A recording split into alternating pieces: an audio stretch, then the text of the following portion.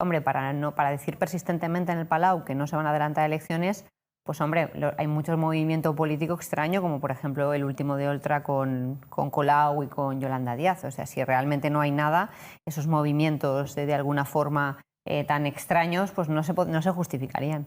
Nosotros creemos que se adelantan elecciones. Es más, nos sentimos preparados para ello y yo le dije a Chimo Puig que apretara el botón, porque después de todo lo que ha pasado en esta comunidad, y han pasado muchas cosas, ha pasado no solo la pandemia, ha pasado que hemos sido el único gobierno autonómico que ha sido condenado en sentencia judicial por desproteger a los sanitarios. Hemos sido una de las comunidades autónomas con más sanitarios contagiados.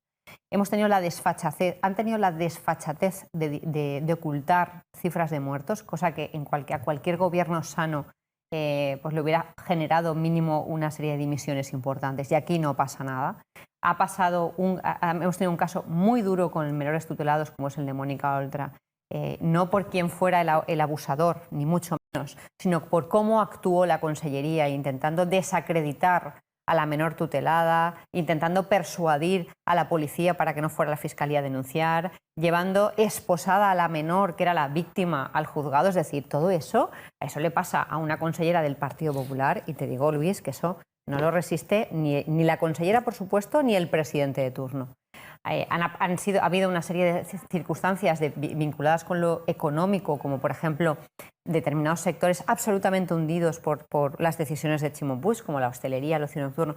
Todo eso, desde mi punto de vista, de alguna forma concluye en el fracaso de este gobierno. Y el fracaso de este gobierno, unido a su incapacidad para hablar entre ellos, porque prácticamente tienen que montar un grupo de mediadores para hacer unos presupuestos porque ellos no pueden hablarse, pues todo esto a nosotros nos lleva, vamos, a una secuencia lógica. Hay que convocar elecciones y que los ciudadanos nos juzguen, ¿no? Consellera a la que por la mañana le molestaba muchísimo que se cantara el himno de la Comunidad Valenciana, porque increpó y corrigió incluso a una de mis compañeras, a María José Ferrer de San Segundo, cuando estaba cantando el himno. Entonces, por la mañana te molesta el himno y por la tarde te vas a una manifestación independentista. Pues hombre, consellera, ¿qué quieres que te diga? O sea, no estás defendiendo ni tu tierra, ni sus señas de identidad, ni su día, ni nada por el estilo. Yo creo que el gobierno de Chimo Puig, Podemos, Izquierda Unida, porque Rosa Pérez todavía representa la extinta Izquierda Unida, y Compromís y demás, han hecho un esfuerzo importante en los últimos 2 años por de alguna forma minimizar o disimular el cariz catalanista, nacionalista que tienen gran parte de esas formaciones. Con poco éxito, porque al final, yo siempre digo que la cabra tira al monte y al final pasa una cosa de estas y claro, ¿dónde va a estar Rosa Pérez Galijo por la tarde? Pues con la CUP y con Arran, es decir, que es donde quiere estar, ¿no? Por tanto, yo creo que no deberían esconderse si ellos piensan efectivamente en esa utopía que es els Països Catalans y creen realmente que nosotros somos el hermano pequeño del nacionalismo catalán y están alineados con toda esta gente, pues deberían decirlo claramente y explicarse, ¿no? No intentar disimularlo, aunque yo creo que ya te digo que creo que disimularlo lo disimulan ya bien poco, ¿no? Prácticamente 3 de cada 4 euros que entran de inversión extranjera se van a Madrid y no se vienen a la comunidad y no se vienen a la ciudad. Básicamente porque Madrid genera en este momento un contexto fiscal, económico y jurídico de estabilidad y propicia la inversión, y la Comunidad Valenciana y la ciudad de Valencia genera inestabilidad e inseguridad. No se puede trabajar cuando tienes un atasco de licencias, de más de 3.000 licencias de actividad. Es que al final conceden una media de 5 licencias al ayuntamiento al mes, problemáticas preocupantes como la inseguridad en algunos puntos, que no controla oportunamente el botellón, que da sensación de suciedad permanente en muchas zonas de Valencia.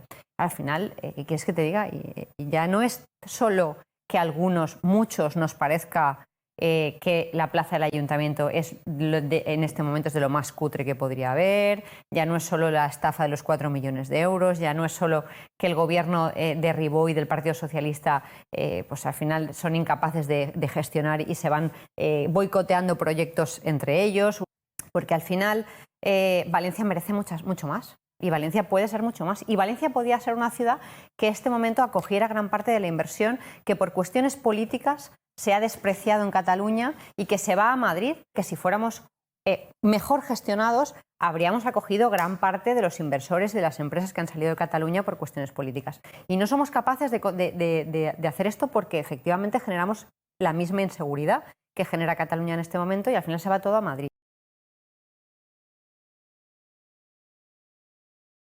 bueno, perseguir los sueños y perseguir los objetivos. Yo lo he dicho muchísimas veces. Mi objetivo en política no va más allá de ni nada más ni nada menos que ser alcaldesa de Valencia, porque creo que la ciudad lo necesita de verdad, que necesita el cambio, que esta ciudad tiene, digamos, un potencial enorme que hay que sacar, que yo me siento con mucha humildad capacitada para hacerlo y sobre todo que es la máxima ilusión en política, que temporalmente estoy ayudando a mi partido siendo secretaria general y síndica de las Cortes, insisto, temporalmente, es una situación muy puntual, pero que mi ilusión absolutamente es ser alcaldesa de la ciudad y espero conseguirlo y que mi hija lo vea.